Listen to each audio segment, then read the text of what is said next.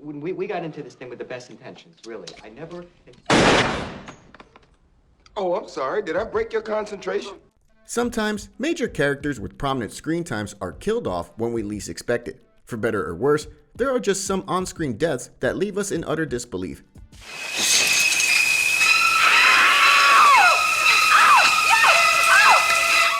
Welcome to The Rewind. Today, we'll be counting down the top 10 shocking movie deaths. Before we begin, make sure to give this video a like and hit the subscribe button for good luck.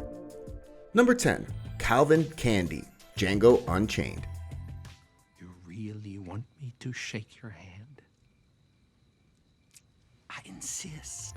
One of the most despicable characters in cinematic history finally gets what he deserves, and we can't say we're sad about it. Calvin Candy is a racist, psychopathic villain who leaves a bad taste in everyone's mouth.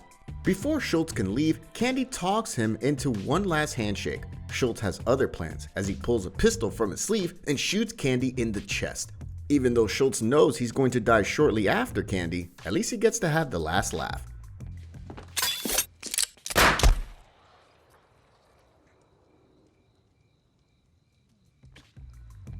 Number 9. Billy, The Departed. Just fucking kill me. I am killing you.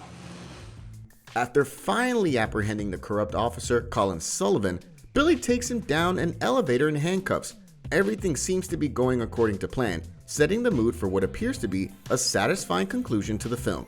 That is, until the elevator door opens, and another officer immediately shoots Billy in the head. His death comes out of nowhere, and it's still shocking to watch even when you know it's coming.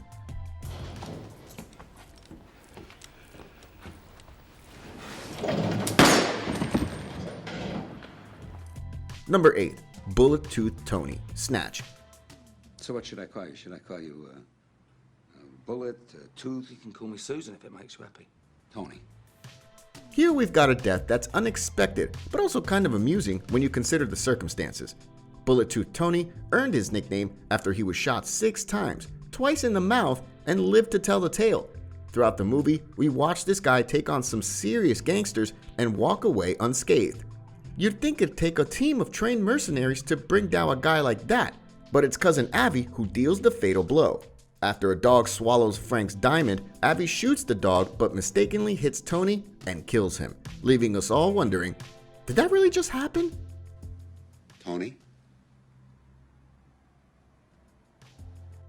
Number 7. Bill Murray, Zombieland.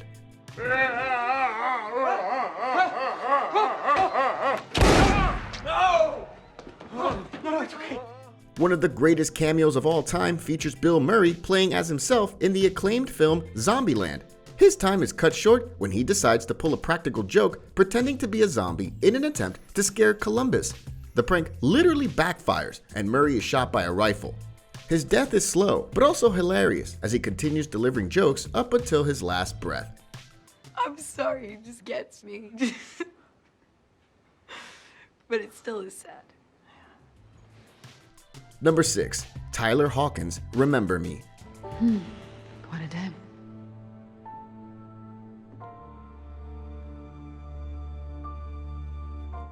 Despite the fact that Tyler Hawkins' death takes place off-screen, it's both subtle and shocking at the same time. All seems fine. Tyler heads to his dad's office downtown and his sister's in class embracing her new haircut.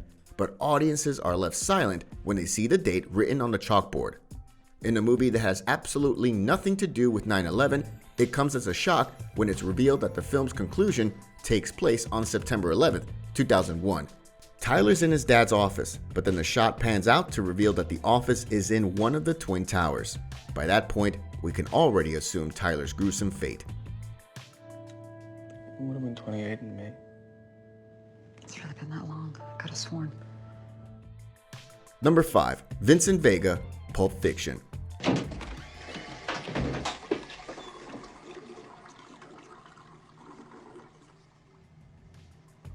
Although his death doesn't ultimately remove Vincent Vega from the film thanks to the intersecting storylines, it still comes as a shock when Vincent walks out of the wrong bathroom at the wrong time. Butch just happened to be home while Vincent was staking out his apartment. Unsure of what to do, Butch and Vincent lock eyes in an awkward moment of silence right before Butch unloads his gun into Vincent's chest. While this is the end for Vincent, Butch's crazy journey of redemption is just getting started.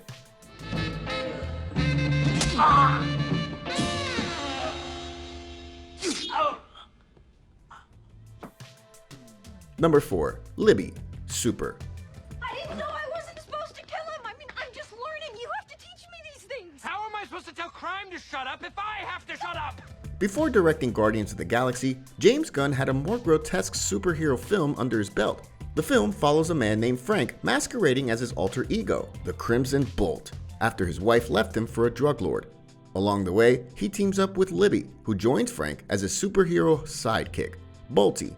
Towards the end of the film, when the dynamic duo launches an assault outside of a drug dealer's mansion, Libby takes a bullet to the brain just a few seconds into the attack.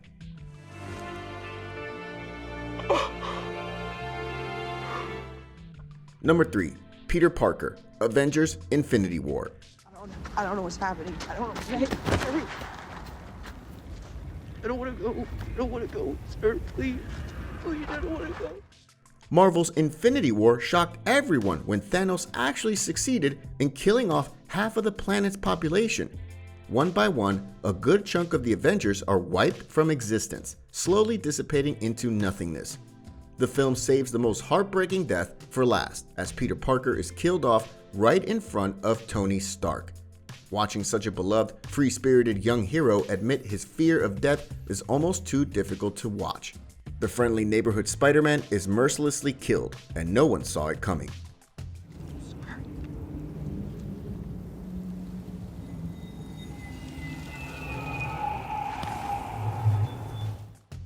Number 2. Marion Crane, Psycho.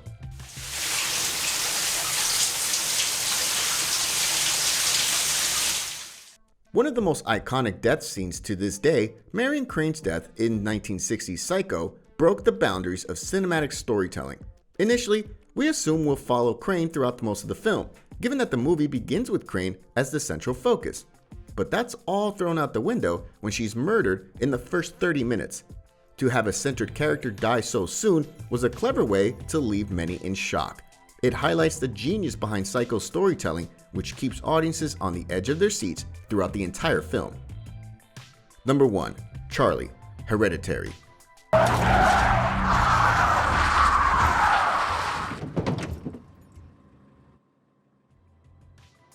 Charlie's death in Hereditary is shocking, tragic, graphic, and unexpected.